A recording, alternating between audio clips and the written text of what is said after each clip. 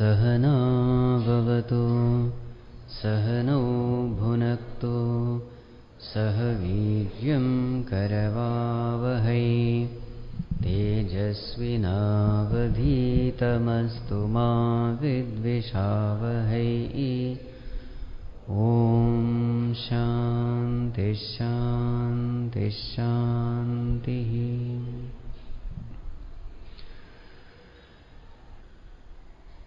Om Yam Brahma Varunendra Rudra Marutaha Stunvanti Divyaistavaihi Vedai Sangapadakramopanisadaihi Gayanti Yam Samagaha Dhyanavasthitatatgatena Manasa.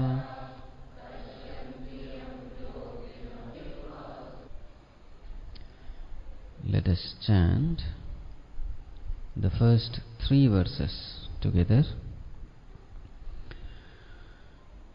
Om Shri Paramatmane Namaha. Atha Shodashodhyayaha Daivasura Sampat Vibhaga Yogaha. Shri Bhagavān Uvacha abhayam sattva samshuddhihi Jñāna Yoga vyavasthitihi dānam damascha yajñascha swadhyayastapa arjavam ahimsa satyamakrodha tyagasshantirapaisunam daya bhuteshvalo luptvam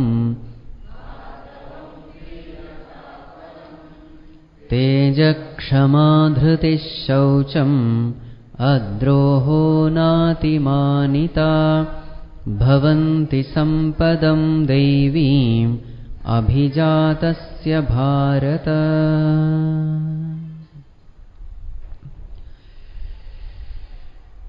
So in the 16th chapter of Bhagavad Gita, we have all the noble virtues which a seeker has to follow in order to prepare the mind to gain the highest knowledge. So what are the noble virtues we must cultivate in ourselves, and what are the ignoble vices we should eradicate from our personality? Both of them are given in this chapter. So in the first 3 verses, Bhagavan enumerates the noble virtues. There are altogether 26 of them which Bhagavan mentions here. So yesterday we had seen abhayam, the first one. So what is abhayam? Fearlessness. So what kind of fearlessness? Not the tamasic fearlessness of born out of insensitivity, born out of carelessness, not the rajasic fearlessness born out of the manpower, muscle power and money power.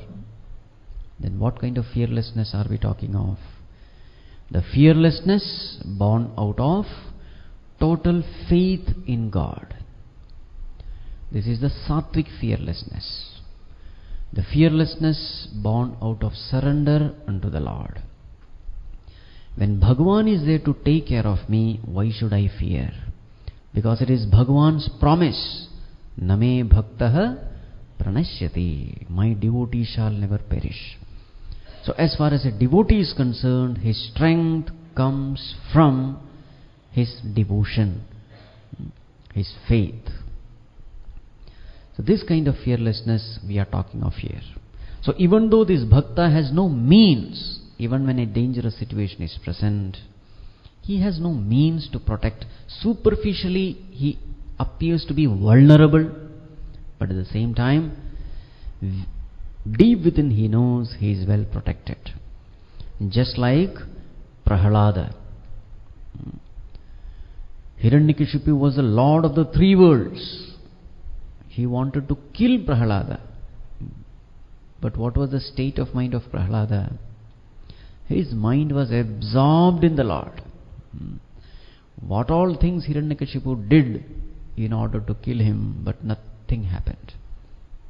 So that fearlessness exhibited by the devotee is what is mentioned here.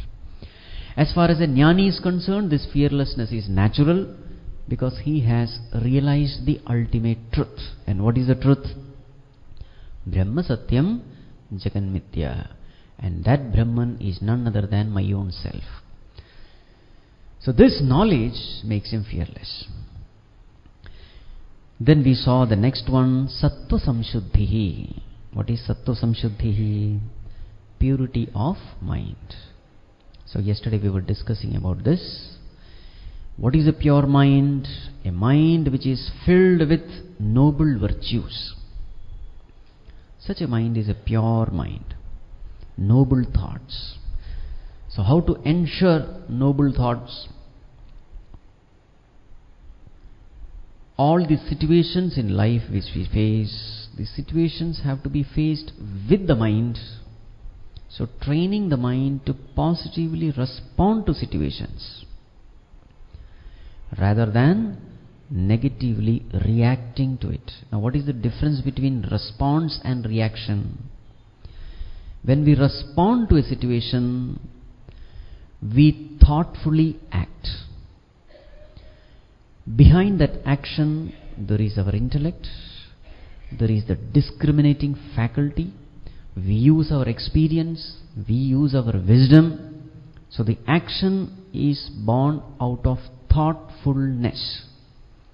When such actions are performed, we say we respond to the situation. Now what is the reacting to the situation? When you react, you don't think, you act out of your instincts. You act out of your likes and dislikes. You act out of your prejudices, your inclinations, your vasanas. These are the prompting factors when we react to situation. So very many times we react without thinking properly, and when we react, most of the time the action is a faulty action for which we may have to repent later. So what is the difference between response and reaction? When you respond, your intellect is there to guide you. When you react, you are acting divorced from intellect. So how to ensure that the mind is pure even after handling the situation? When we handle the situation, by responding to it, we ensure that the peace of the mind continues. So this has to be done throughout the day, because we want a peaceful mind throughout the day. Only when the mind is peaceful, we are efficient. Only when the mind is peaceful, we can take right decisions, right actions. So therefore, it is a responsibility, the duty of a seeker to ensure that the mind is peaceful all the time. So with abhayam, the seeker surrenders unto Lord and becomes free from the worries and anxieties of the future. With sattva samshuddhi, the seeker ensures that the mind is quiet, peaceful all the time, undisturbed by the negativities like kama, krodha, etc. So such a relaxed mind, such a quiet mind, such a mind is an available mind. Available for what? Available for doing spiritual sadhana. What is the spiritual sadhana? The next term. What is the next term? Jñāna Yoga VYAVASTHITIHI. So once the mind has been prepared this way, such a relaxed, quiet, peaceful mind is available for the higher contemplation. Otherwise the mind is not available. So with such an available mind, with such a tamed, disciplined mind, what are we supposed to do? We are supposed to do Jñāna Yoga VYAVASTHITIHI. VYAVASTHITIHI. What do you mean VYAVASTHITIHI? strong abidance. Vyavasthiti means determined effort. Vyavasthiti means constant perseverance, single pointed perseverance. Determined effort. All these meanings go for this term Vyavasthitihi. Effort in what? Jnana and Yoga. Putting forth our effort in Jnana and Yoga is called Jñāna Yoga Vyavasthiti. Now the question comes, what is this Jnana and what is this Yoga? So here Bhagavān Shankarāchārya ji writes a beautiful commentary. What does Bhagavan say? Jñāna Yoga Vyavasthitihi. Jnanam Shastratah Acharyatah cha Atmadi Padarthanam Avagamaha.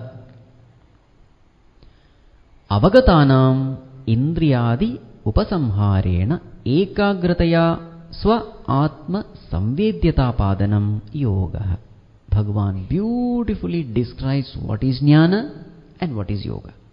So what is Jnana? Jnanam Shastratah Acharyatah cha Atmadi Padarthanam Avagamaha. Avagamaha means knowledge, knowing, clear-cut understanding, clear-cut intellectual knowledge is Jnana. Knowledge regarding what? Atmadi Padarthanam. Knowledge regarding oneself, knowledge regarding the world, knowledge regarding God. So, perfect knowledge regarding who is Jīva, what is this jagat, and who is Īshvara. Clear-cut understanding. Who am I? So this is the first step. We must have a clear-cut intellectual knowledge, a perfect understanding about ourselves and the world. So what is that knowledge? Of course, here it is not described, but in previous chapters everything has been mentioned. So what is the kind of knowledge we should have? So we must have sharīratraya viveka, avasthātraya viveka, and pañcakosha viveka. Those who have studied Tattvabodha, you can revise it. So what is this knowledge? Sharīratraya viveka. What are the three types of bodies we have? Sthula sharīra, Sukshma sharīra, Karana sharīra. The physical body is called Sthula sharīra. Sukshma sharīra means the subtle body. Karana sharīra means the causal body. So what is the knowledge there? I am not my Sthula sharīra, Sukshma sharīra or Karana sharīra. I am the Sakshi of all these bodies. And what is the nature of the Sakshi, the witness? It is Sat Chit Anand. So who am I? I am Sat Chit Anand, different from all the three bodies. I am existence, consciousness, bliss, different from all the three bodies. This is Sharīratraya Viveka. From a different angle the same knowledge is presented. What is that? Pañcakosha Viveka. I am different from the Pañcakoshas, the 5 sheets. What are the 5 sheets? Annamaya Kosha, Pranamaya Kosha, Manomaya Kosha, Vijñānamaya Kosha, Anandamaya Kosha. These are all sheets which cover the self as though. Who am I? I am the witness of these 5 sheets. This intellectual knowledge is called Jnanam. The very same thing is present in a different way. Avasthātraya viveka. What are the 3 types of states we go through? The waking state, Jagrata avastha, the dream state, the Swapna avastha, and then deep sleep state, Sushupti avastha. So who am I? I am the witness of these 3 avasthas, these 3 states. This is called as avasthātraya viveka. So there is a deep study. Those who are interested can study the text Tattvabodha. These are fundamentals of Vedanta. So this clear understanding is called Jnanam. Now what is the relation between myself and that Lord? So as Bhagavān Ramana Maharshi says, Isha jivayor veshadhi bhida satsvabhavato vastu kevalam. So what is the difference between Jiva and Īshvara? Jiva is the very same consciousness which is identified with this body. Īshvara is the consciousness which is identified with the total cosmos. So who is Īshvara? Consciousness identified with the total cosmos is Īshvara. Consciousness identified with this limited body is the Jiva. So what does Bhagavān Ramana Maharshi say? As far as the Vesha is concerned, costume is concerned, conditioning is concerned, there is a difference between Jiva and Īshvara. They cannot be same. But Satsvabhavato Vastu Kevalam. As far as the essence is concerned, this Jiva is none other than Īshvara. Because what is the essence of Jiva? Consciousness. What is the essence of Īshvara? Consciousness. Both of them are Satchidananda Swarupa. Therefore, with respect to the essence, both of them are one. So therefore we can say, Aham Brahma Asmi. The consciousness in me is none other than God. So this intellectual understanding is called Jnanam. So how do you gain this Jnanam? By Shravana and Manana. Shravana, listening. Whom should you listen? Shastrataha Acharyataha. So listening to the scriptures. Because this knowledge can be given only by the scriptures. Listening to the scriptures, listening to satsang, Acharyataha, Guru Mukhena. From the teacher, you listen. And when you listen, you gain this knowledge. You gain this information. That there is such a thing. Otherwise, we will never know. But even when you gain this knowledge, you will have lot of doubts in your mind. So what should you do? You should do mananam. Mananam means reflection. What is the purpose of reflection? Samshaya nivaranartham. To remove all the doubts in the mind. So when you listen, when you do Shravanam, you have gained information, but that information is filled with doubts. What happens in Shravanam, what happens in Mananam? All these doubts are removed. By asking question to the teacher, by expressing your doubt, by studying the scripture slowly, and your own reflection, Mananam, you will find all the doubts are gone. So once the doubts are gone, then that information has become conviction. It has become very clear. You have gained the intellectual clarity with regard to this knowledge. So this knowledge is called Jnanam, gained by Shravana and Manana. Is this alone enough? No. The scriptures say, just intellectual knowledge will not do. This intellectual knowledge should become experiential knowledge. You must directly experience it. Merely saying, I am Satchidananda will not help. You must experience that you are Sat, you are Chit, and you are Ananda Swarupa. It should be reflected in our life. This knowledge should get assimilated. We should experience that bliss of the self every moment.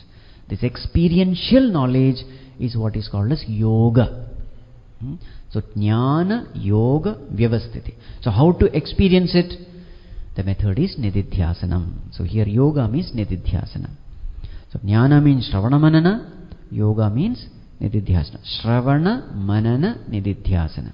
So what do you do in Nididhyāsana? You again and again bring this knowledge into your mind, and at the seat of meditation you feel it.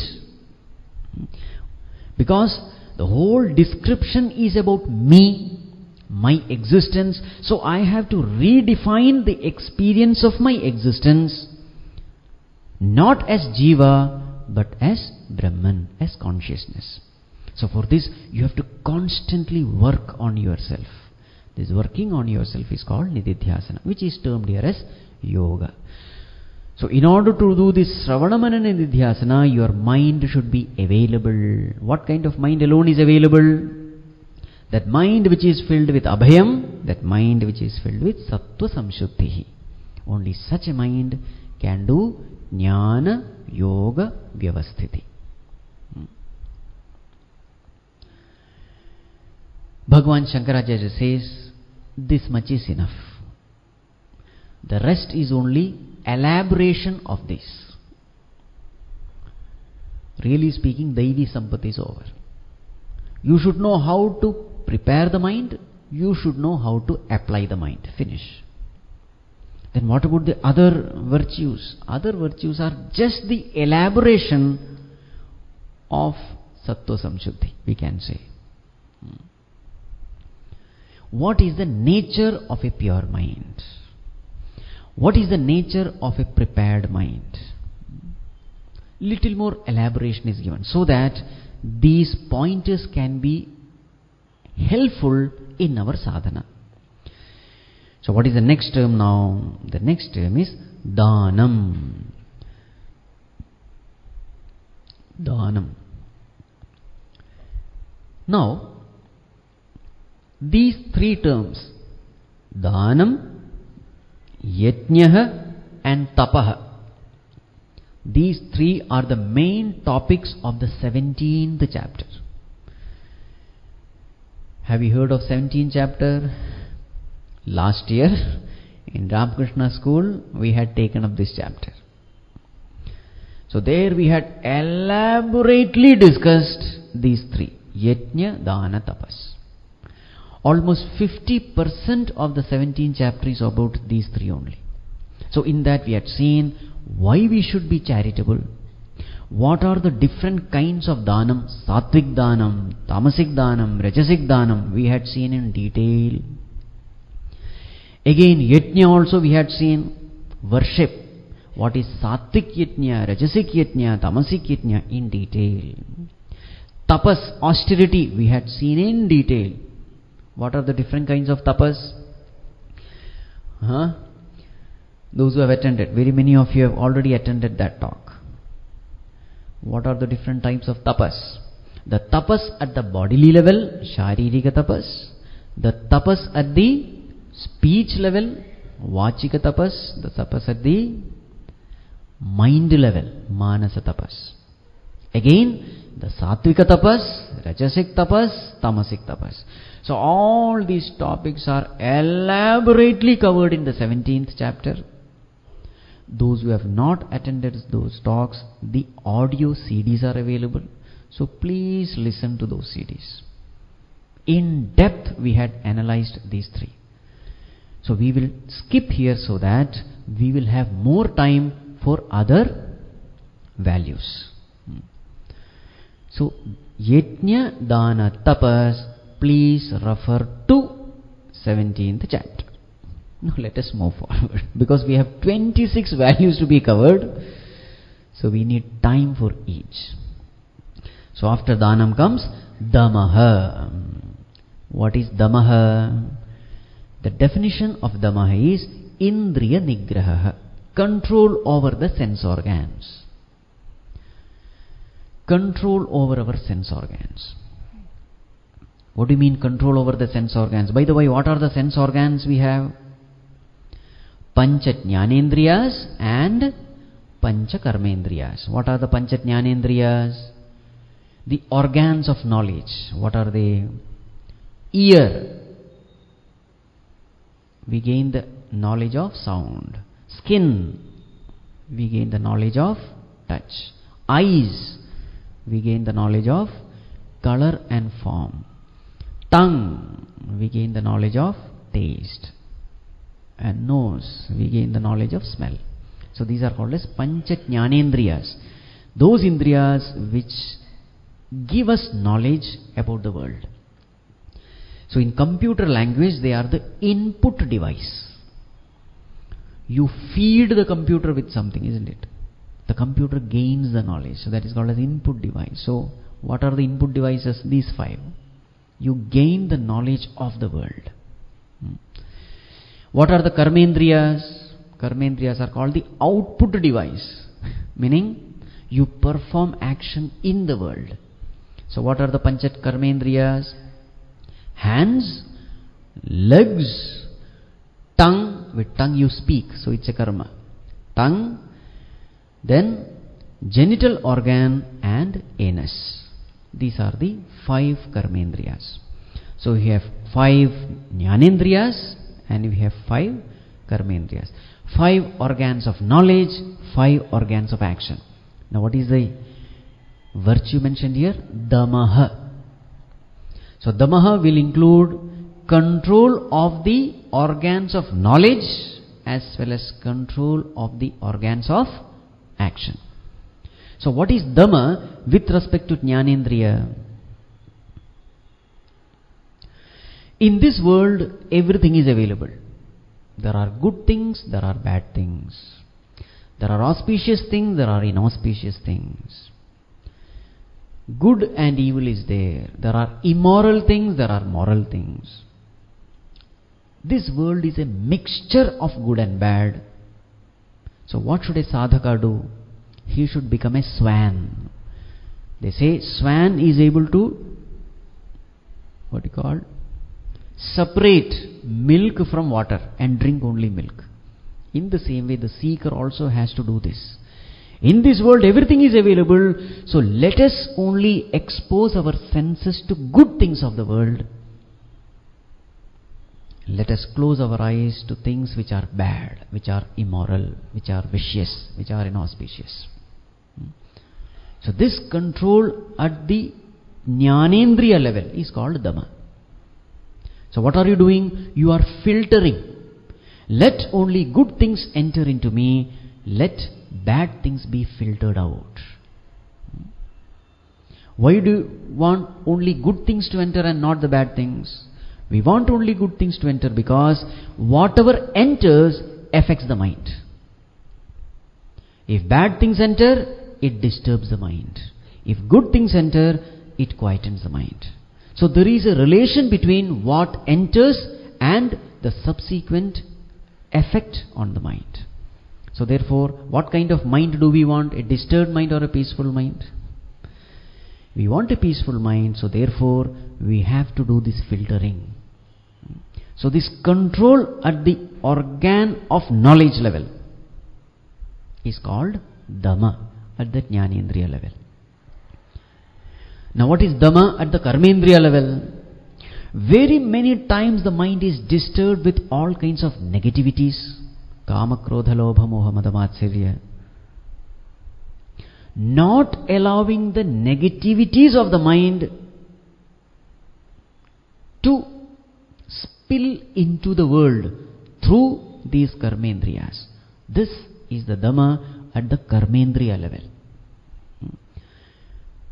All the negativities are there in the mind. Let not these negativities take the shape in the form of speech or in the form of action. This control, this fencing at the mind level is called Dhamma. So Dhamma happens at two levels. Number one, the negativities of the world should not enter into the mind. Number two, the negativities of the mind should not escape into the world. So even when you are angry, the mind is disturbed, but you don't allow the disturbances of the mind to become speech, to become physical action. So you are angry at someone, you gulp it down at the mind level itself, not allowing it to take the form at the physical level. Then that is called as Dhamma. So both are important. Control at the Jnanendriya level and control at the Karmendriya level. This is called Dhamma. When Shama is there, Dhamma is automatic. What is Shama? Control of the mind. Dhamma is one of the sixfold virtues mentioned in Tattvabodha. Qualifications of the seekers. Shamadhi Shatka Sampatti. One is Dhamma. So if your mind is peaceful, Dhamma is automatic. But there are cases when the mind is not peaceful, the mind is disturbed. You have no control at the mind level. So the scripture says, if you have no control at the mind level, at least at the Indriya level, draw the Lakshmana Rekha. Let it not cross. Let there be fencing. So this is Dhammaha. Then what? Next one is Swadhyaya. Swadhyaya. What is Swadhyaya? Self-study.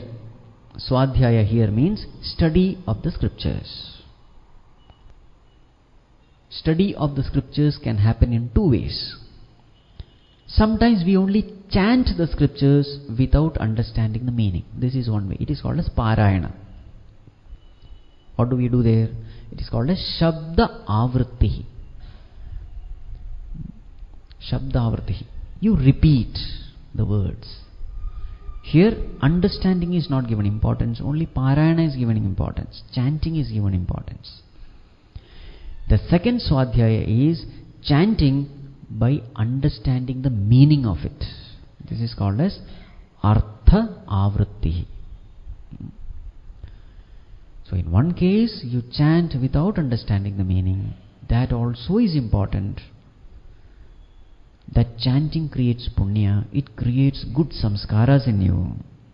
So chanting of the scriptures, even when you don't understand the meaning, it is a spiritual practice. It will spiritually help the person evolve. But if you know the meaning, then chant by understanding the meaning. Both of them come under this category, Swadhyaya. This is also a spiritual discipline. What is the next one? Arjavam. Arjavam. What is Arjavam? Arjavam means straightforwardness, uprightness. There is another term called rectitude.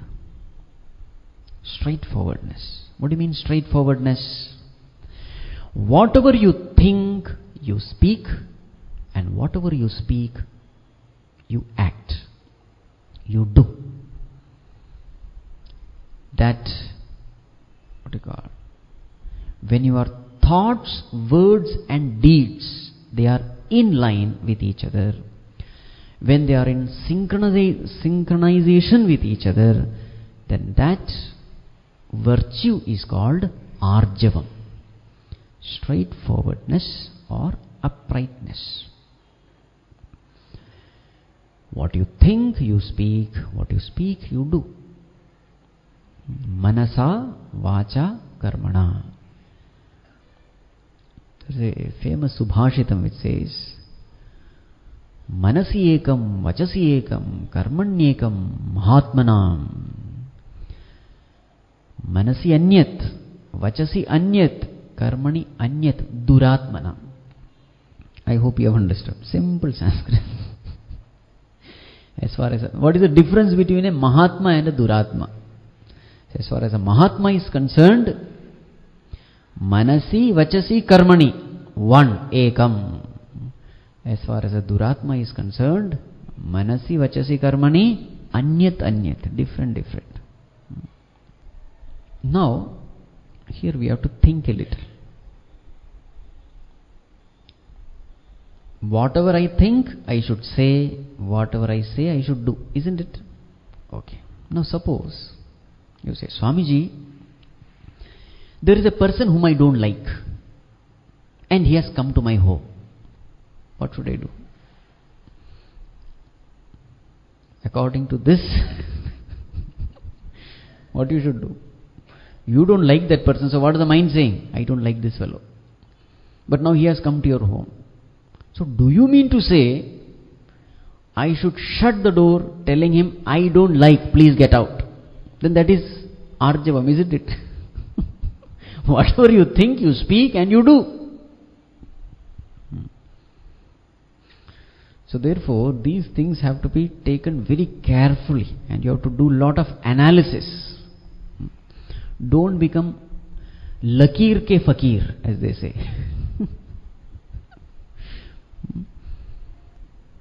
So when we say, what you think, you must speak, what you speak, you must do. Now in this thinking also there are two types. One is the thinking of the mind, the other is the thinking of the intellect. We must have discussed this very many times. The mind takes decisions based on likes and dislikes. The intellect takes decisions based on rights and wrongs. So what does the mind say? This fellow I don't like. What does the intellect say? You may not like it, but he has come as an atithi, as a guest. So what does the Dharma Shastra say? Atithi Devo Bhava. He has to be treated like God. So intellect is saying, receive him, give him love, give him respect, treat him like God, give him food, give him comfort. This is what the intellect will say. Whom should we listen? Mind or the intellect? Mind take decision based on feelings, based on emotions, based on likes and dislikes. Whom should we listen to? We should listen to the intellect. What does the noble conduct demand from me? This is what the intellect will tell you. So whatever the intellect says. So when we say manasa vacha karmana, there manasa doesn't mean the mind. The manasa means there the intellect. This has to be understood. As far as the likes and dislikes are concerned, nobody can be free from likes and dislikes. Only the intensity may vary. Bhagavan himself says, Indriyasyendriyasyarthe ragadvesho vyavasthitau. Likes and dislikes, nobody can be free from. Only the intensity varies, that's all. So you cannot say, I like everybody. It is impossible. It is just impossible. Let us be practical. There will be some people whom you like more, there will be some people whom you like less. That is the nature of the mind. Yes, intensity may vary, that we accept. Nobody can say, I like all food. Not possible. I like all clothing. Not possible. Everywhere you will have these two divisions, likes and dislikes. But then what is the freedom we have? We need not take decision based on likes and dislikes. We have to take decision based on the intellectual guidance. This has to be understood. What does righteousness demand from me? What does shishtachara, dharma demands from me? That I have to do.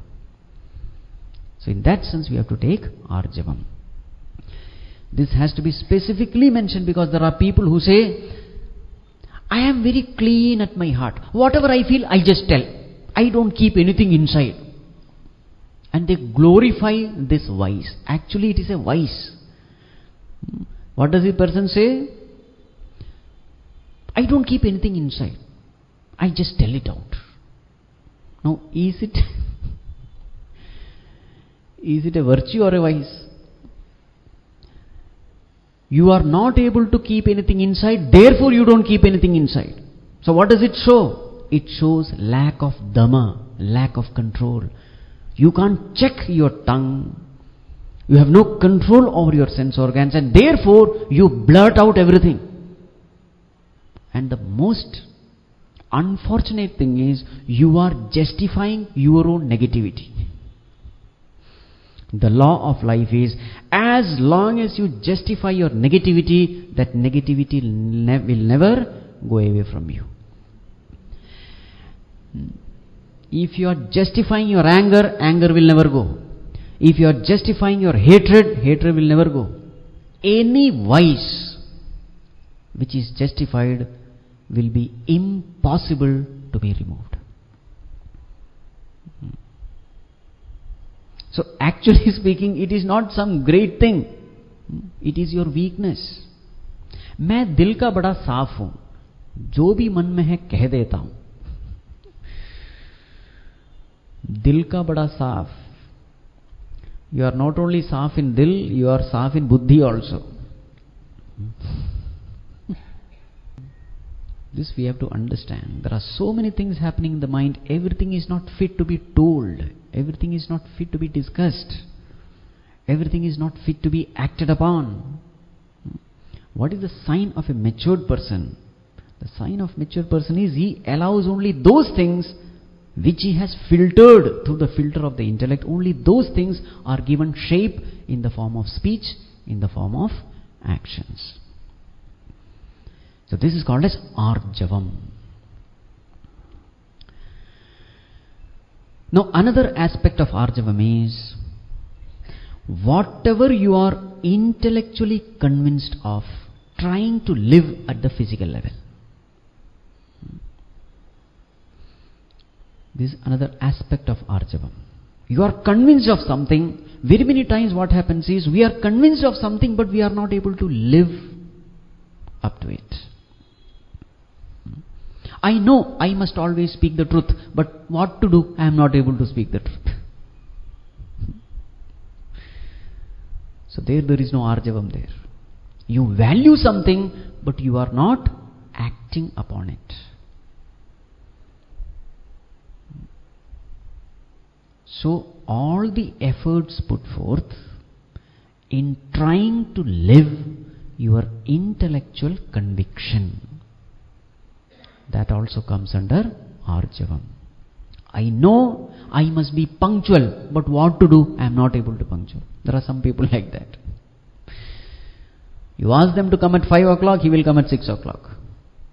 He knows he should come at 5, but what to do? So therefore you know this person. This person, if you tell him 5, he will come only at 6. Therefore tell him 4. People have that opinion about this person. He will never come on time. So therefore, as they say, throw the stone some feet ahead before the running dog. Dog is running. So where do you throw the stone? A little ahead, isn't it? If you want to hit the dog. In the same way, if you want that person to come on time, what do? You will not tell the right time. You will tell the preponed time. The point is this: once you are convinced of a value, you must put all effort in trying to live that value. Then that becomes arjavam.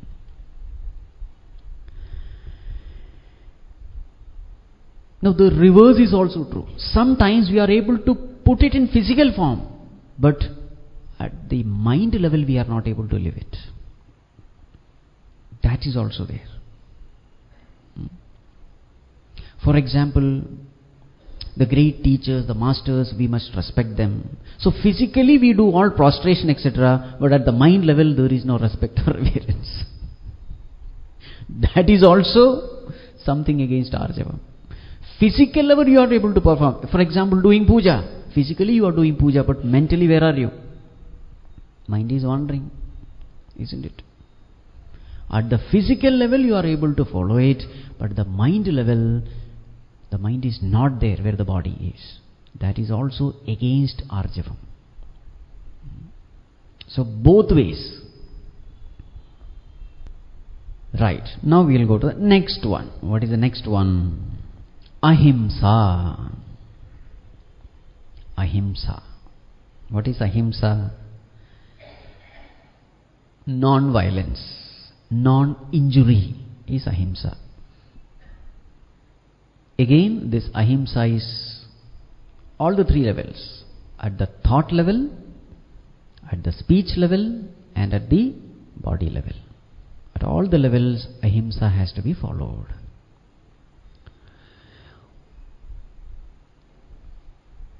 To understand the importance of ahimsa, what happens, let us think in this way. What happens when we live a life of himsa? Himsa means hurting others, injuring others, harming others. It may be by thought, word or deed.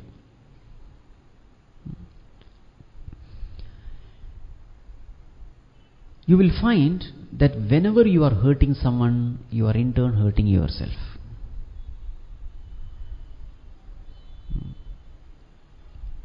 When you have a thought to harm someone, or even you think something negative of someone, what happens to the mind?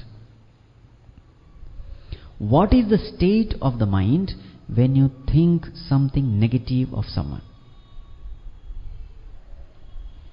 If you are sensitive enough, you will find the mind is disturbed.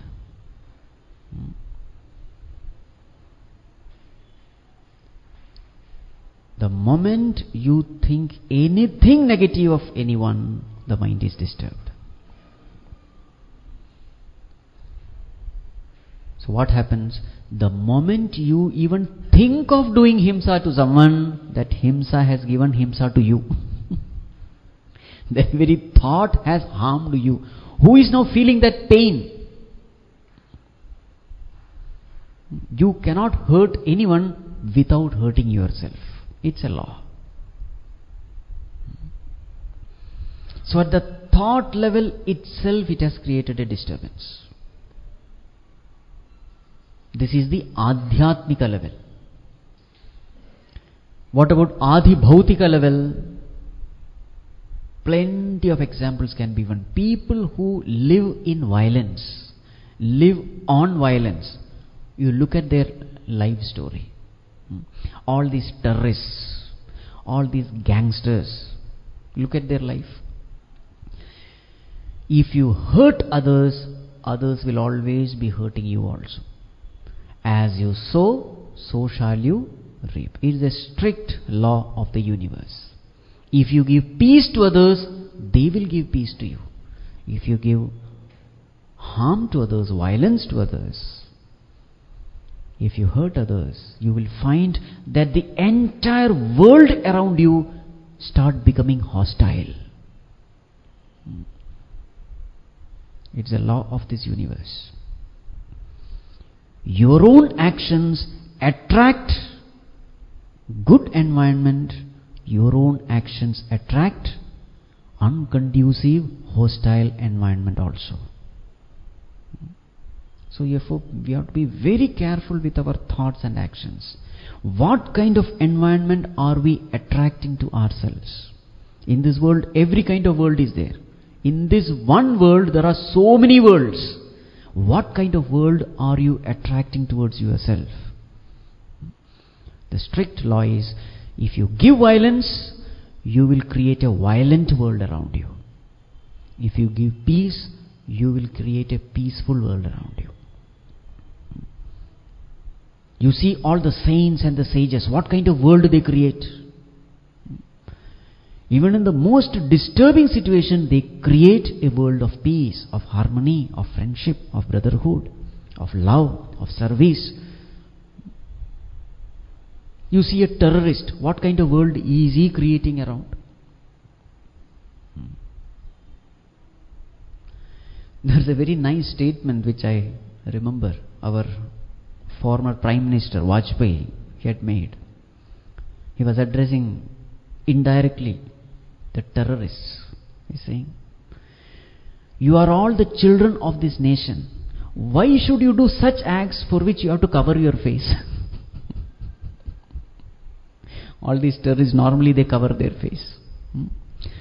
तुम सब इस देश के बच्चे हो, ऐसा काम क्यों करते हो जिसकी वजह से मुंह ढकना पड़े?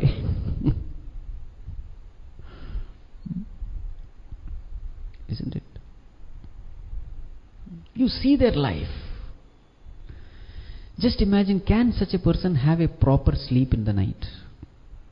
The one who kills others, harms others, can he ever have proper sleep? Impossible, because all the time he is worried. Because he has harmed someone, the other person is waiting to take revenge. Just imagine. Absolute peacelessness. All these gangsters, etc., the criminals, look at their life. What kind of world are they attracting towards themselves?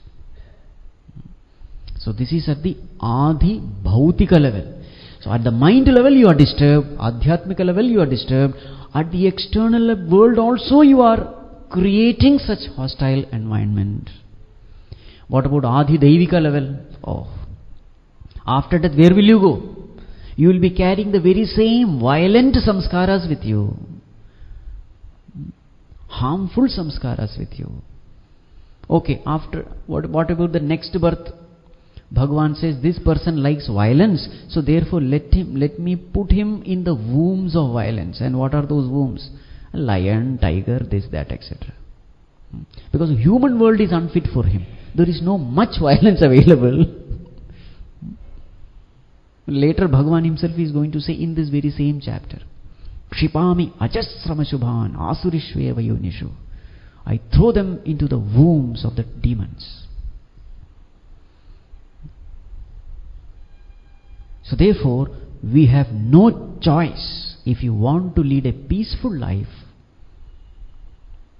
You have no choice but to be ahimsatmak. Live a life of non-violence. Now a very interesting question which normally people raise. They say, Bhagwan is talking of ahimsa, but he is asking Arjuna to do only himsa. All the time what does Krishna say? Tasmat yudhyasa bharata. Arjuna, therefore you should fight. Here Bhagwan is glorifying ahimsa, and what is throughout Bhagavad Gita, what is Bhagwan telling Arjuna? Fight. So what is this? So Krishna is a hypocrite. See, if you want to find fault with any scripture, you can find fault with anyone and with anything. But if you have an open mind, yes, we can help you. What actually decides whether an action is himsatmak or ahimsatmak? What decides is not the action, what decides is the intention. Whether an action is ahimsa or himsa, what decides? It is not the action, it is the intention. This we have to understand. The very same knife used by a doctor, can you call it himsa? The doctor is trying to save the life of the patient. Knife is used. He is cutting open the body also. He is literally injuring the physical body. Yes, but what is the intention? To save the life of a person, isn't it? Can you call it himsa? No, it is ahimsa. The very same knife is used by a robber or a thief to loot, to plunder. Then that becomes himsa. The equipment is the same. Action also may be the same, but the intentions are different. One is trying to save the life, another is trying to take the life. So the most important thing here we have to keep in mind is intention. A soldier kills so many, persons. One soldier kills. The more he kills, the more medal he gets. Isn't it? What is he doing? Externally he is doing himsa only, but why is he doing? He is not doing out of revenge or hatred, he is just doing his duty. A mother hitting the child, externally it may appear to be himsa, but actually is it himsa? No. For the welfare of the child, the mother is hitting the child. So then that becomes ahimsa alone. So this one more aspect we have to keep in mind. Now another aspect. There are situations in life where you have to use violent methods to solve a problem. When you have given peace sufficient opportunity, and when the peaceful solutions don't bring out results, then you have all the right to use violent means to solve the problem. As they say, Sama, Dana, Veda, Danda. The final is Danda. But in the beginning, all the peaceful method should be given an opportunity. In this Mahabharata war itself, you will find that Bhagwan himself went as a messenger. He tried to solve the problem, tried to bring peace, he tried to evade war. He could not. And finally, as a choiceless situation, they had to wage this war.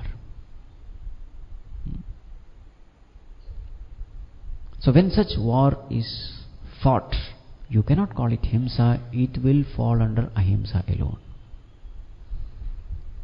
It is something like this body. You have a wound in the body and the wound is spreading. It has become septic. The wound is spreading. You tried all the methods to heal the wound. It doesn't happen. Then what do you do? And that wound is spreading and it has become a threat to the life. What do? We cut off that limb, isn't it? It is a violent means. But what is the purpose? To protect the totality, destruction, to protect the samashti, destruction of the vyashti is allowed. So from all these standpoints you have to analyze the situation. For the protection of the totality, destruction of the individuality cannot be considered himsa. That is why capital punishment is allowed. It is not himsa. There is a person who is creating problem for everyone, and he cannot be corrected also. Such a person, so what is the punishment given? Capital punishment. So all these factors have to be kept in mind when you have to take decision whether my action is of the nature of himsa or ahimsa.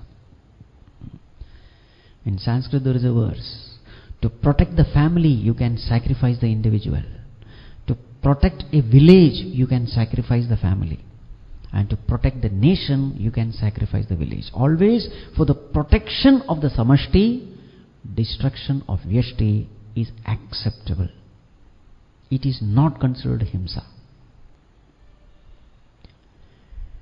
Again, in our scriptures, it is never said that you should never fight against injustice. Very many times what happens, in the name of ahimsa, you accept injustice and you become a doormat. In the name of ahimsa. This also is wrong. Nothing wrong in protesting, in resisting injustice. In fact, you must do it. But then, the one thing to be kept in mind is, when you are resisting, when you are protesting, there is no hatred, there is no ill feeling, there is no sense of revenge. If that is the case, then that also will be considered as ahimsa. Though externally you are protesting, you are resisting, you are doing everything. The best example is Mahatma Gandhi. He fought the freedom war, the freedom struggle. How did he fight? With the weapon of ahimsa. He fought injustice, isn't it? Nowhere it is said you have to just forbear injustice. No. You must protest. In fact, Mahatma Gandhi made freedom struggle his spiritual sadhana. That is the greatness of Mahatma Gandhi. It was a revolution. He made ahimsa the means to fight. But yes, the most important thing is that fight should not be with any evil intention, hatred, revenge, etc. And this is exactly what Bhagavan also tells Arjuna. Arjuna, you must fight, but let not that fight be out of revenge. May you not fight with any kind of ill feeling, any kind of hatred feeling. Do it as your duty.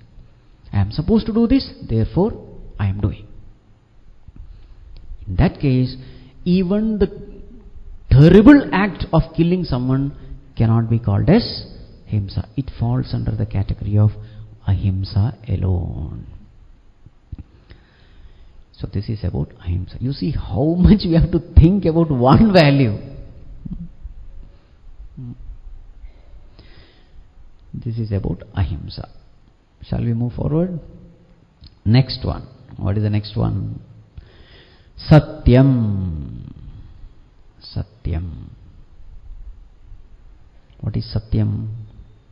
Truth. Here, Satyam means telling truth, speaking.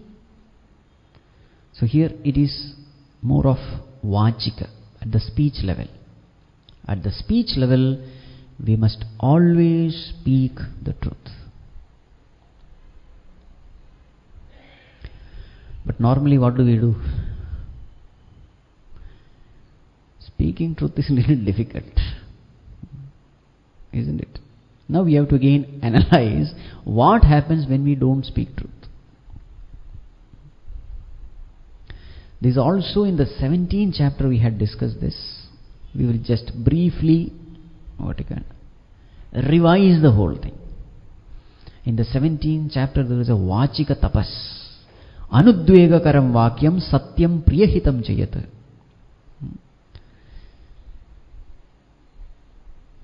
So there comes this word Satyam. Why should we speak truth? So for that we have to analyze it in a different way. What happens when we don't speak truth? Number one, suppose you are dishonest. So to Mr. A you told something, Mr. B you told something else, Mrs. C you told something else. Now if you are not speaking the truth, you have an extra burden. What is that extra burden?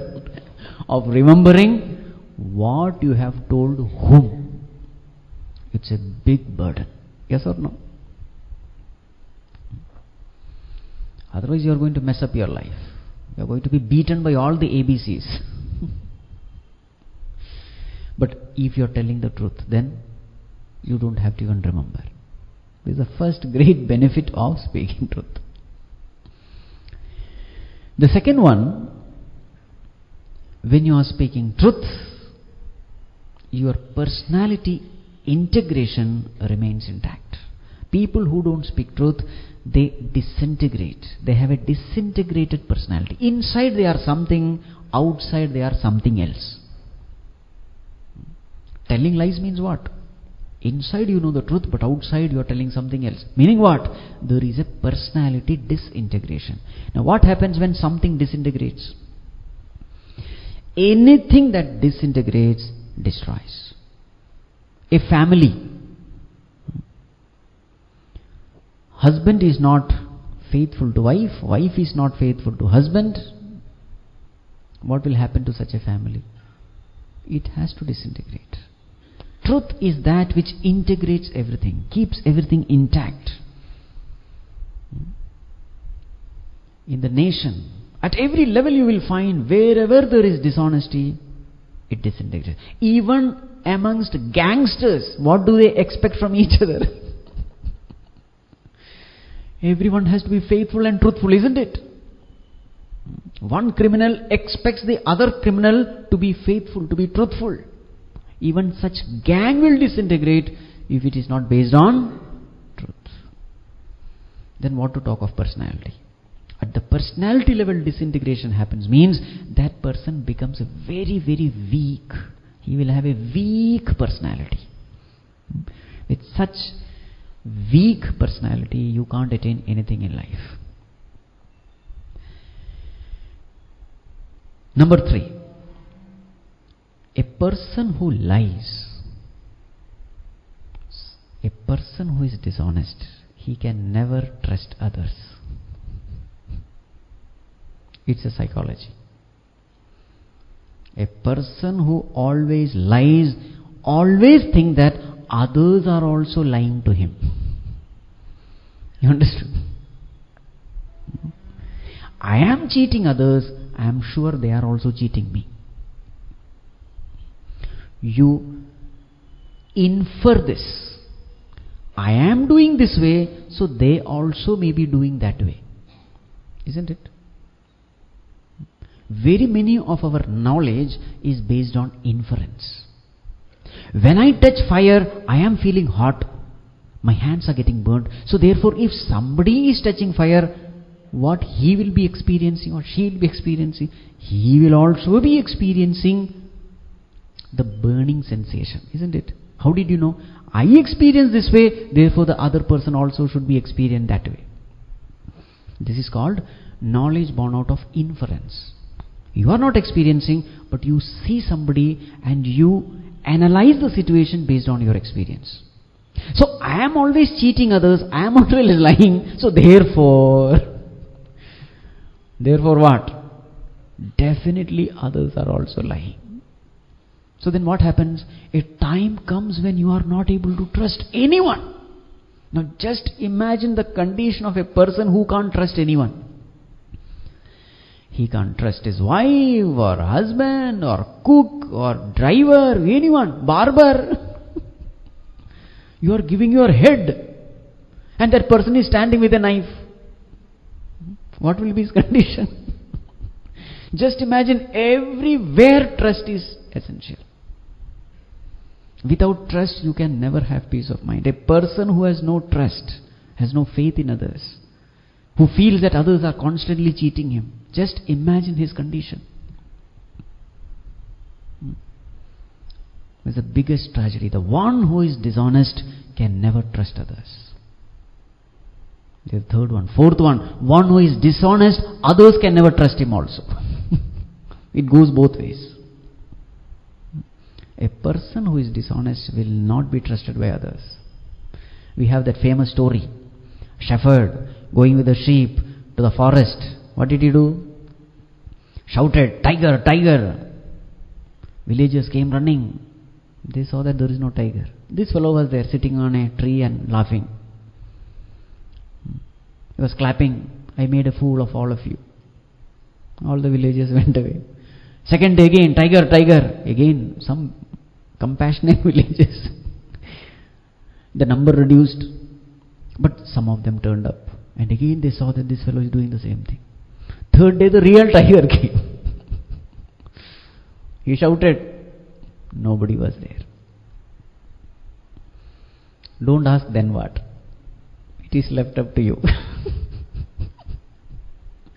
The point is this: how many times can you cheat others? The first time they will trust you. The second time they might trust you. The third time they very clearly know, if this fellow is saying, don't believe. Isn't it?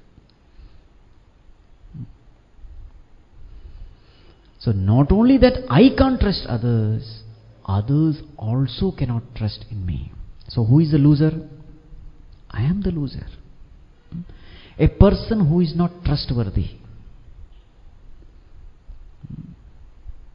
Nobody wants themselves to associate with them. Even at the very worldly this thing also.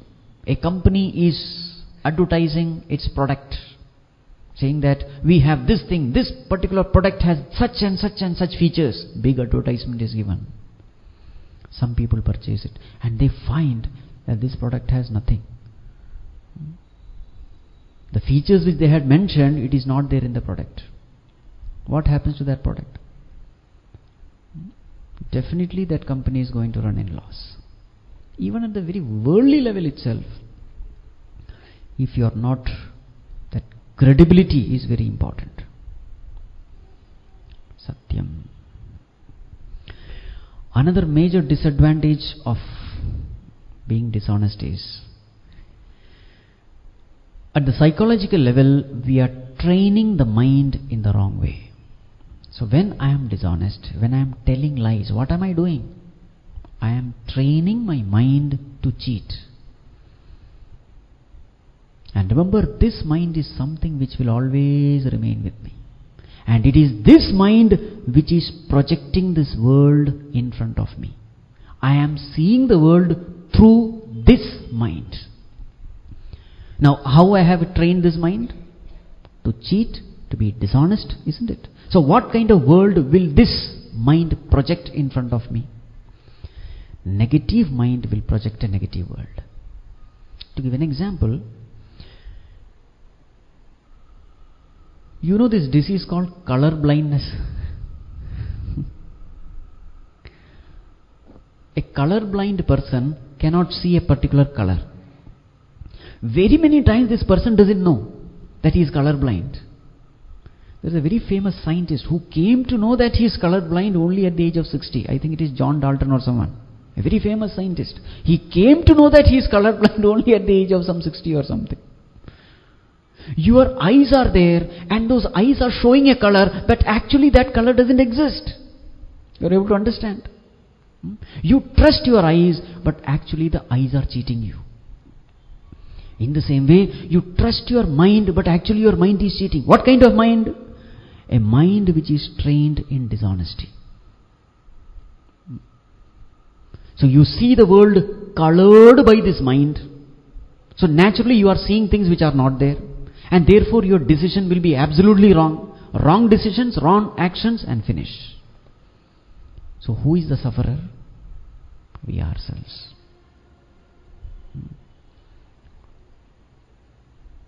Very many times we don't realize what we are doing when we are dishonest. I am digging a graveyard for myself. What do you call it? Grave, what do you call it?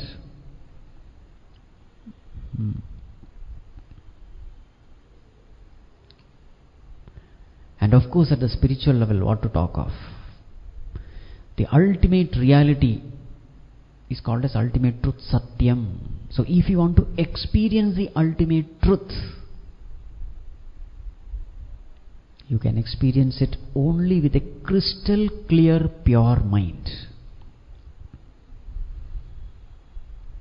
If the mind is colored, the truth also will be colored. And what is this truth? It is me, myself. It is me, myself, which is Satchit Anand. I am not able to experience infinite bliss, which is my own nature. Who is preventing it? My own mind. See that? Why are we struggling so much to realize this truth? Who is the obstacle? Our own mind. Who has created that mind? We ourselves. Let us not blame anyone. Consciously or unconsciously, we have created a devil in ourselves, and that devil is preventing me from experiencing my own infinite immortal nature. Mana eva manushyanam karanam bandha mokshayoho. Atmaiva hyatmanasya Atmaiva hyatmano bandhuho Atmaiva ripuratmanaha. Your own mind is your worst enemy. Your own mind is your best friend also. So therefore, how should we speak? We should speak the truth, Satyam. But even when we speak the truth, most important thing is, we must speak the truth in such a way that it is sweet. That is also a responsibility. Anudvegakaram vakyam satyam priyam. That also should be there. Very many times we speak the truth, but it is very bitter. So vak tapas is not just speaking the truth. Very many times we say that also. I will just speak the truth. I don't care about others. Wrong. You must speak the truth, but truth must be spoken in such a way that you are not hurting the feelings of others. This is also important. Anudvegakaram, not creating agitation in the minds of others. Priyam, sweetly, using the appropriate words. Truth must be spoken, but at the same time, it must be spoken sweetly. How to do it? There are so many ways. You can use your own creative ways. Suppose you have to find a fault with someone. That person is not doing his job properly. Now you have to naturally criticize him. Criticism means definitely he will feel hurt. So what should you do? First find out what are the good things he is doing. Always our attention is upon the negativities of others. The first thing you have to do is, what are the good things he is doing? Make a list. So first few lines, praise him, appreciate him for all the good things he is doing. And then slightly, mildly, you just introduce this aspect also.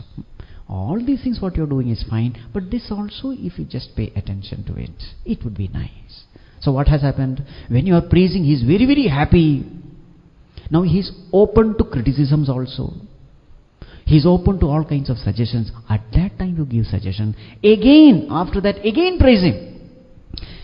So it is a sandwich technology that has to be adopted. What is sandwich? Both sides. 2 words of appreciation, then criticism, again 2 words of appreciation. So then you will find that you have sent the message across, at the same time you have not hurt the feelings of others. So this way there are so many techniques. Again, the choice of word also is important. Remember that story of king and astrologer. Astrologer was called. He said, "O king, in front of your eyes all your relatives are going to die." King got angry. This astrologer was put behind bars. Another astrologer was called. He saw the same thing, but he put it differently. What did he say? "O king, you have such a long life. You are going to outlive all your relatives." It is the same thing. King was very happy. He gave a lot of gifts and this and that. The story is simple, but The message is important. How you are conveying your message. The choice of words, the emotion, the tone, the pitch. All these factors have to be taken into consideration. Not just the fact that you must speak the truth. Make that hurt feeling minimum possible. Then it is called as Vak Tapas. It's an austerity at the level of speech. The next one is Akrodhaha, freedom from anger. That we will take up tomorrow. How to get rid of anger. Om Sarve Bhavantu Sukhinah, Sarve Santu Niramayah, Sarve Bhadrani Pashyantu, Ma Kaschit Dukkha Bhag Bhavet, Asato Ma Sadgamaya, Tamaso Ma Jyotirgamaya, Mrityor Ma Amrit. Om Shanti Shanti Shantihi. Harihi Om Shri Gurubhyo Namaha. Harihi Om.